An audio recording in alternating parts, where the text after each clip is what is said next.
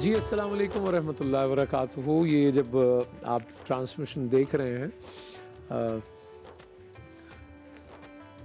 سحری کا سما اور رمضان کا سما اور افطار کا سما، تو ہماری یہ کوشش یہ ہوتی ہے کہ وہ جو سما و بصر ہے یعنی سنائی اور دکھائی آپ کو ٹھیک دے.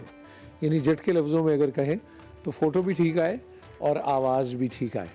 تو اس کے لیے ظاہری بات ایک ٹیکنیکل ٹیم ہوتی ہے. اگر کوئی چیٹرنگ کوئی ایسی چیز ہو تو وہ اس کو وہ ایڈریس کرتے ہیں تاکہ کوشش کرتے ہیں کہ آپ تک آواز صحیح جائے. کمیونیکیشن کا بھی یہی طریقہ ہوتا ہے کہ بات صاف صاف کی جائے، پہنچا دی جائے آپ تک، یہی کرنا ہوتا ہے. تو اب اس میں سیارے بھی انوالو ہوتے ہیں اور وہ سارا سلسلہ ہوتا ہے. پھر وہ ریڈیو ہوتا تو ریڈیائی لہریں اور وہ سارا.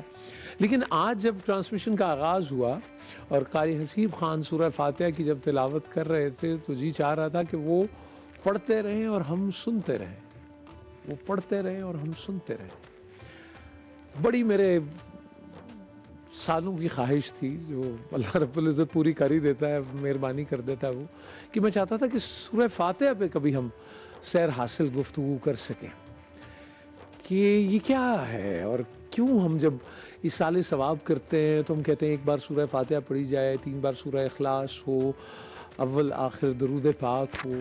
اور پھر یہ سورہ مبارکہ ایسی ہے خواتین و حضرات کہ ہر طالب علم کا، ہر بچے کا جو پہلا تعارف ہے، جو چیزوں سے بہت آسانی سے یاد ہو جاتی ہے چھوٹے بچے کو اللہ کا نام لینے کے بعد، وہ سورہ فاتحہ ہے. اور ایک ایک آیا مبارکہ یعنی کل 7 آیتوں میں سے پورا ایک ایک مکمل مضمون رکھتی ہے. اور مولا علی کرم اللہ وجہہ فرماتے ہیں کہ اگر بسم اللہ کی بائے ہی کی تفسیر میں بیان کرنا شروع کروں تو ہم شاید وہ پوچھیں گے کہ اس میں کیا کیا راز اور کیا کیا چیزیں ہیں. اور پھر مضمون پہ غور کیا جائے تو اللہ بھلا کرے، نیر آپا ترما نیر واب کا سورہ شفا کے نام سے بھی جانی جاتی ہے، رقیہ کے نام سے بھی، اور سبا مسانی بھی کہتے ہیں. اور پھر سب سے بڑھ کے ایاک نعبد و ایاک نستعین، سورہ فاتحہ کی یہ پہلی آیت جس میں پڑھنے والا اللہ رب العزت سے براہ راست مخاطب ہوتا ہے کہ اللہ ہم تیری عبادت کرتے ہیں اور تجھ سے ہی مدد چاہتے ہیں. پھر اور آپ دیکھتے چلے جائیے تو ایک کمال کی روایت، مسند احمد کی روایت ہے کہ آپ صلی اللہ علیہ وسلم نے فرمایا، اللہ نے ایک مثال بیان کی کہ صراط مستقیم کے دونوں طرف دیواریں ہیں، ایک آواز ہے جو سیدھے آنے والے کے لیے کہہ رہی ہے کہ اگر کوئی کسی دروازے میں داخل ہونے کی کوشش کرتا ہے تو پھر آواز آتی ہے ادھر گئے تو وہیں کے ہو کے رہ جاؤ گے.